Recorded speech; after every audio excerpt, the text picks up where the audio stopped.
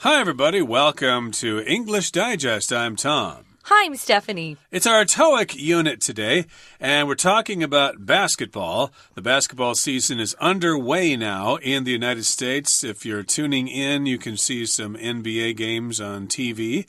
And you might see LeBron James playing for the Los Angeles Lakers now. I guess he got a new contract and plays for them now.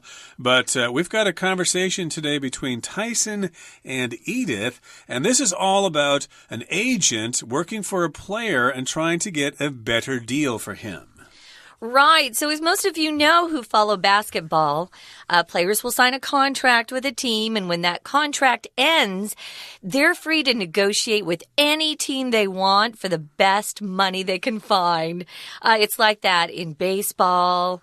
Football, they still have to be traded, I believe, unless well, it's a long story. Anyway, basketball. These are free agents. They're able to negotiate for their next contract, and if they're really good, they end up getting a lot of money. So let's start. We're going to look at what it's like as a basketball player and an agent, a sports agent who represents those players by looking at this conversation and talking about some of these terms.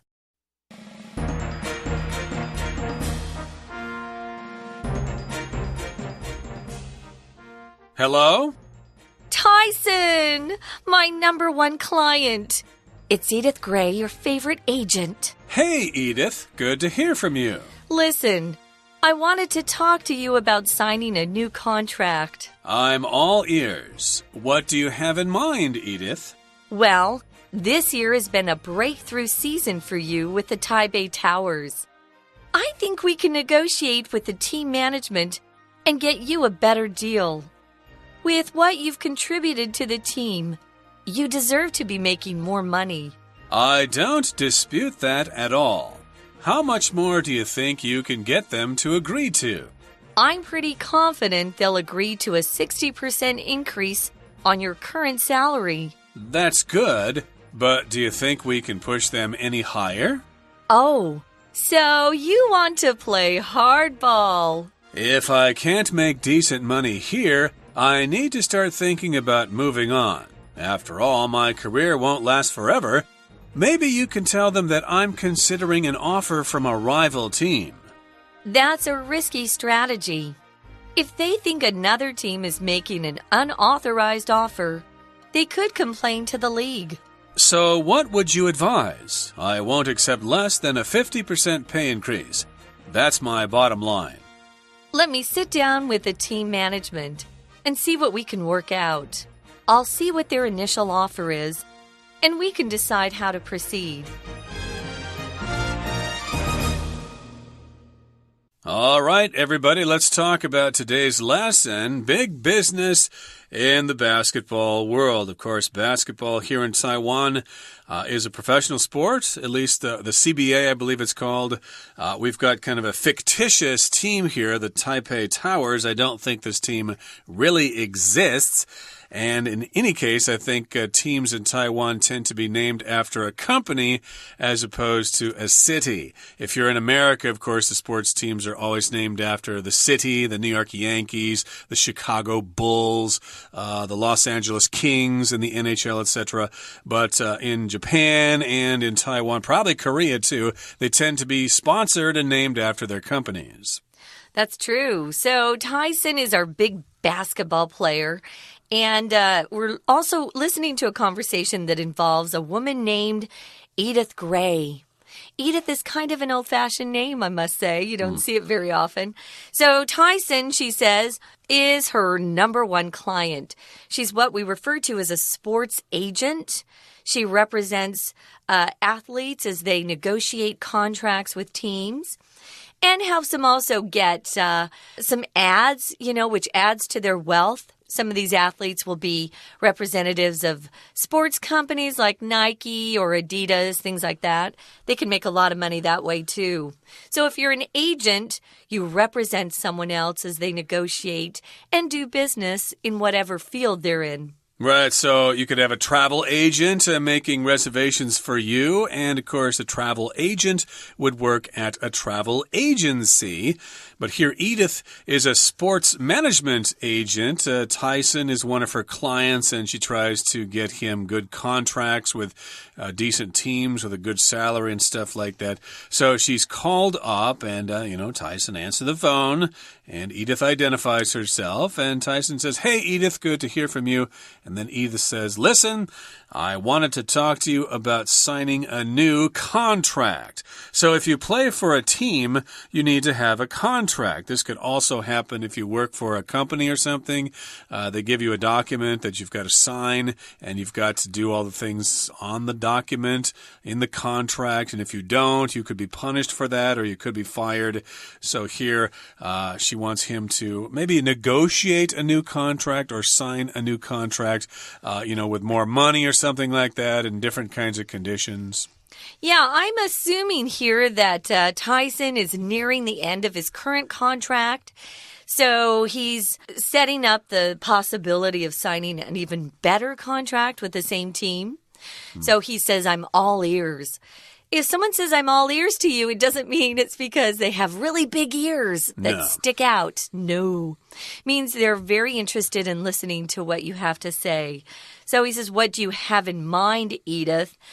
And she goes on to say, well, this year's been a breakthrough season for you with his team. Of course, we've made this up, as Tom said, the Taipei Towers, which is kind of cute because basketball players are so tall. They actually look like skyscrapers. They're so tall. So if you have a breakthrough season, especially for athletes, it means they've done so well. They've gotten a lot more attention. They've gotten a lot more press or media coverage. So when you're in that kind of position, it means you have more power to negotiate an even better contract when your current contract is up. We often use that phrase, if your contract is up, it means it's over, it's ended. Exactly right. So, of course, he wants to find out what she has to offer him. It's been a breakthrough season for him, so I guess he's playing very well now. He's established as a player for the team. So, yes, she thinks that because you are now a star, you're a superstar, everybody knows your name, you're scoring a whole bunch of points every game, you're valuable. So she says, "I think we can negotiate with the team management and get you a better deal. With what you've contributed to the team, you deserve to be making more money." So here we've got the verb to contribute, and that's often used with the preposition to contribute to something. If you give money to a charity, for example, you are contributing to that charity. And the verb to contribute just means to give something in order to help achieve something, or you're making a contribution to something, you're helping someone out. So yes, he's making a contribution to the team, or he's contributing to the team. He's a team player. He's helping them win games, so he's valuable, and he deserves to have a higher salary. I wanted to mention something about the pronunciation on contribute. Okay. I've taught a lot of business people here in Taiwan, and everyone wants to say contribute, and it's wrong. So the verb is contribute. The noun is contribution, which is kind of hard because it just makes it even more difficult to remember the verb's pronunciation, but it's contribute. That's right. Okay, so again, he's contributed to the team, you could also say. He's made a contribution to the team. He's played his part. He is a team player, and again, he deserves to make more money. And here the verb to deserve means you get what should be given to you, okay? If you work hard, you should be paid. If you work hard, you deserve to be paid. And sometimes we could say this, well, you don't deserve that. You're a nice person, you don't deserve to be treated like that. So she thinks that you should get more money. You deserve it. You've earned it. You should not be getting paid the low salary that you're being paid now. I'm sure he's not being paid a low salary, but yeah, everyone wants to make more money. That's a natural thing, right? So Sure. Tyson says, I don't dispute that at all, which means he agrees completely that he deserves more money. And he says, how much more do you think you can get them to agree to? It's typical that agents and teams, they negotiate without the player present at all. So it sounds like that's what Edith does as well. She goes in and meets with the team's management, and Tyson's not in the room. Although sometimes that can change. She thinks that he can or she can get them to agree to a 60% increase on his current salary. That's a lot of money. So good for him. It sounds like he really did have a good year. He says that's good, but do you think we could push them any higher, to go any higher on the salary? And she uses a phrase that's very common these days. She says, do you want to play hardball? What's that mean, hardball? Hardball. Well, does that mean you're playing pool or something? Because the balls are kind of hard. No. Or if you're playing basketball, they're a little softer, so they bounce. No, that just means you're being very stubborn about things. You're very tough. You're not willing to negotiate. This is my position, and I'm not going to change. I deserve that money, and I'm not going to take no for an answer. You give me what I want, or I'm going to leave. Yeah, he's playing hardball. He won't sign the contract unless we really raise the amount on his salary. So there's actually a TV show in America. It's about politics, but still, it's called Hardball. And that's where it comes from, playing hardball. You have to use play. You can't use another verb, I don't believe. Yeah, he's playing hardball. And then Tyson says, if I can't make decent money here, I need to start thinking about moving on. Maybe he's going to consider changing teams. He's going to play for the Taichung team or the Kaohsiung team or whatever they're called. We have kind of an imaginary basketball league here. But he says he wants to make decent money. Decent can mean a couple of things. It can mean that you are a nice person. You're a decent person. You treat others well. But in this particular case, it means that it's sufficient money, enough money, what he deserves. I need to make decent money. I need to make good money here. And if I can't get what I deserve, I'm going to move. I'm going to move on to another team. There are plenty of other teams who would love to have me on their roster. We also use the opposite of decent sometimes, indecent. You just add the IN to the front of the word, which means you're doing something that is not acceptable in terms of moral behavior. Or maybe your clothes are kind of shocking. Maybe you're wearing something that's a little inappropriate for the office. I once had a coworker in New York show up to work at the management consulting firm I worked with. Most guys had to wear suits. Ooh. And she showed up one day with a top that showed her stomach. And her boss sent her home. And I thought, what in the world? Why would you wear that to a very professional office? So be careful. Sometimes if someone says those clothes he's wearing or she's wearing are indecent, means inappropriate, not proper. So anyway, he says I need to start thinking about moving on if they don't give me decent money. So moving on from a team just means after his contract is over, he'll look around and negotiate with other teams. Of course, Edith will remain his sports agent, but he says, after all, my career won't last forever. A lot of people feel like athletes make too much money, but their careers are really quite short, especially in basketball. Usually they don't even play until their 40s. Maybe most of them end up playing until they're 35, 36. Your body just becomes slower. It's not as quick. You get injured. There are lots of things to consider. So I understand why he wants to get as much money as he can now. He says, maybe you can tell them that I'm considering an offer from a rival team. A rival team is a team that you have a lot of competition with and you want to beat.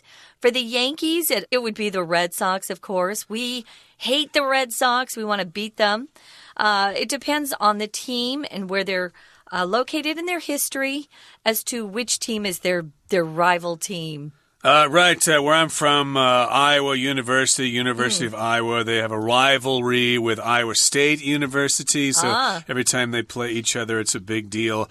Although Iowa State tends to make more of a big deal of that than Iowa does, but it kind of depends on the team. But in any case, who knows? The Taipei Towers maybe have a rival team in Kaohsiung. You know, they always want to beat each other or whatever. So here Edith says, that's a risky strategy. Risky means, well, you know, there could be some bad things that happen if you do that. It's risky. It can be risky, of course, to try to ride your motorcycle during rush hour in Taipei, which means you could get injured. It's full of the possibility of danger or something bad happening to you. So that's what risky means. Yeah, and it says it's risky if you make an unauthorized offer. What that means is if you are still under contract, and remember that phrase, if you're under contract, it means you have signed a contract with a company or a team, and you have to obey what's in the contract. You have to go along with it. An unauthorized offer by another team means they did not get permission from your current team to negotiate with you or talk with you. That's bad. So if you make an unauthorized offer, it means you're going to be in trouble with the league. So in this case, the National Basketball Association would maybe penalize or punish that team that made the unauthorized offer. So they'd have to pay some sort of penalty in terms of money. So that's what that means. So Tyson says, so what would you advise? If you advise someone, that's the verb form of this word. Advice. Notice the difference in pronunciation. Advice. If someone gives you some advice, they give you some counsel, some tips. And advice is not countable, guys. You can't say, oh, he gave me some advices. Ooh. No. Oh, that grates my ears to hear that. Hurts, huh? But advise is the verb with an S, and then advice with a C toward the end there would be the noun. And yes, can you give me some advice, or what would you advise? He says, I won't accept less than a 50% pay increase. That's my bottom line, which means I won't go lower than that. That's the lowest I'll go. If they offer 40%, I'll say, no, that's not good enough. And Edith says, well, let me sit down with the team management and see what we can work out. So she's going to sit down with them, have a meeting with them, and then Edith goes on to say, I'll see what their initial offer is. I'll see what their first offer is, and we can decide how to proceed. Proceed means how you go about doing something. What are the procedures? What are the steps? Step 1, we do this. Step 2, etc. So how are we going to proceed after that? Okay, what are we going to do? We're going to write up a contract. We're going to hire some lawyers. We're going to have a meeting, etc., etc. That would be part of the process. Right. So how are they going to move forward? We'll find out. We'll talk more about sports agents. But first, guys, we're going to listen to our Chinese teacher. Hello everyone, my name is Tina. 我们今天要看的对话呢，是经纪人跟球员之间的电话会话。我们首先来看到呢，这里的经纪人的名字。经纪人说的第一句话后面提到 Is Edith Gray your favorite agent? Agent 在这里呢解释成为呢经理人，不过它也常常呢解释成为代理人跟中介商的意思。举个例子来说I made my assistant my agent while I was abroad. 也就是代表着我请我的助手在我出国期间当作是我的代理人。不过我们今天的 agent 指的呢就是这个球员的经纪人。所以后面 Edith 就说 Listen, I wanted to talk to you about signing a new contract. 我想要跟你谈论的主题呢，就是 signing a new contract， 当然就是要签订新合约的事情。Contract 这个字当作名词，重音节在前面解释成为契约的意思。后面 Edith 还继续说了，她说 I think we can negotiate with the team management and get you a better deal. 当然，经纪人有一个很重要的工作，就是要帮助他的球员呢，可以得到比较好的报酬，所以他会去做 negotiate， 当作动词，解释成为谈判、洽商的意思。他想要呢，跟这个球队的管理阶层能够谈判，得到一笔比较好的交易。后面的句子继续说 With what you've contributed to the team, you deserve to be making more money. 在这里的 contribute to 代表着是贡献的意思。With what 在这里 what 接的是一个名词子句，你有这些对队伍上面球队的贡献呢，我相信你呢就应该得到要赚更多的钱。在这里的 deserve 就是有该得到或者是应受的意思。举例来说 He deserved to be well paid，代表着是他应该要领高薪。当然你也可以后面直接加名词 He deserved this glory， 他应该要得到这一项荣誉。接着我们继续往下面看，但是呢，因为不确定球队是不是能够付出体面的薪水，所以 Edith 就说 Oh, so you want to play hardball？在英文里面呢 to play hardball 指的就是采取强硬的态度。Tyson 的回答 If I can't make decent money here, I need to start thinking about moving on。在这里 decent 是解释成为体面的意思，如果我在这里没有办法赚得体面的薪水的话，我就必须要开始思考下一步了。在这里的 move on 就是代表你要走下一步。我们再回到 decent 这个形容词，举个例子来说，一整个礼拜呢，他都没有吃好好的一餐，我们就可以说 For a week, he didn't have a decent meal. 一整个礼拜他都没有好好的吃上一餐饭。接着 Tyson 后面还说 Maybe you can tell them that I'm considering an offer from a rival team. 有一种方式呢，就是也许你可以考虑告诉他们，我正在 considering 考虑呢竞争队伍所提出的另外一个价码。在这里的 rival 当作名词，有竞争者、对手的意思。经纪人 Edith 说 That's a risky strategy. 这听起来是一个冒险的策略。If they think another team is making an unauthorized offer, they could complain to the league. 在球队里面的管理有说，如果认为另一支队伍未经授权的提供价码的话，他们是有可能向联盟投诉的。首先来看到 unauthorized 这个形容词，当然是从 authorize 这个动词变过来。authorize 有授权、批准、许可的意思。unauthorized 就是代表着未经授权的，像是 an unauthorized publication 就可以解释成为未经过授权的出版品。如果他们知道的话，他们就有可能向联盟抱怨。在这里的联盟就是 league， 像我们最熟悉的美国职业棒球大联盟，简称为 MLB， 代表着就是 Major League Baseball。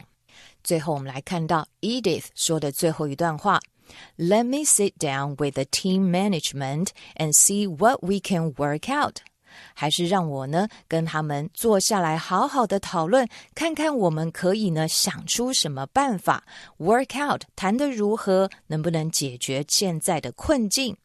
I'll see what their initial offer is and we can decide how to proceed.先看看呢这个球队提出来的价码是如何，再决定接下来该怎么做。在这里的 proceed 当作动词，就有开始、着手的意思。OK， 以上就是今天的课文讲解，谢谢收听。We're going to take a quick break. Stay tuned. We'll be right back.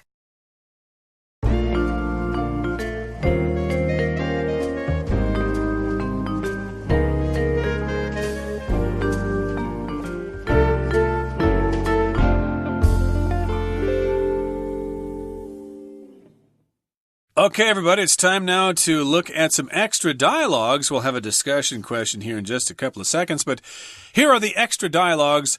I'll be Tyson in the first one. Tyson says, "That sounds like a good idea, Edith." She says, "I'll let you know as soon as possible." So, if someone just has a great idea, they want you to consider it, you get back to them with what you think about it. Sometimes you need time to consider things, to think deeply about things, and it sounds like she wants to try this idea out and let him know how it goes. Exactly. I'll let you know as soon as I know something, so please be patient. Here's the next extra dialogue. Tyson says, "If they won't raise my salary, perhaps you could negotiate some better bonuses in my contract." I'll see what I can do. Sometimes your company is not willing to raise your salary, but they'll give you other benefits. Sometimes it's a possible bonus. My last job in New York, I had a salary which was quite good, but then they gave me this big bonus on top of it for working hard. So sometimes businesses will compensate you that way. So Edith is going to see what she can do. For athletes, sometimes they'll be given really nice suites in hotels as they travel. Right. Or, extra vacation time or maybe, I guess, medical care or dental care or something like that. They'll maybe help him get a tooth replacement or something. Who knows? And here's the final conversation, the final extra dialogue. Great news! Management has agreed to a 75% pay increase. Oh, that's amazing, Edith. You're the best. So I guess we can tell that Tyson is very satisfied here. Of course, this is an extra dialogue. We don't really know for sure if Tyson received such an offer. A 75% pay increase, that's a lot. If you're making $100,000 a ton. And then you get a 75% pay increase, what's that, $175,000 salary? That's pretty good. So I guess the team there recognizes his great talent and his ability, and they want to keep him. They don't want a rival team to sign a contract with him. Good going there, good negotiation. Now it's time for our discussion question. Do you think professional athletes get paid too much? Explain your answer. I think because they provide a lot of entertainment and they make a lot of money for their teams, I think they should share in the profits as well. No, I think it's okay. I think sometimes their contracts are kind of crazy, like Robinson Cano, or Robbie Cano, that used to play for the Yankees. He signed a 10-year contract for $240 million. Is that a lot? That's a ton of money. Yeah, but I don't know. Some of the famous ones make a lot, but the ones who aren't quite as famous, yeah, I think they make what they're worth. Sure. Yeah, well, I would say that if you look at what they actually do on the job, they shouldn't get much more than, say, $10 an hour or something like that. But because it's sports, because they've trained for many years, because lots of people are willing to pay those tickets, and companies are willing to pay for advertisements and stuff like that, well, if they can make $100,000 for just one game, then that's how the market works, and everyone else is willing to pay their salary that way. So, yeah, sure, he deserves to have that money. That's how capitalism works. But in any case, that brings us to the end of our lesson for today. We'll continue talking about big business in the basketball world in our next program as well. So please join us then. From all of us here at English Digest, I'm Tom. I'm Stephanie. Goodbye. Bye.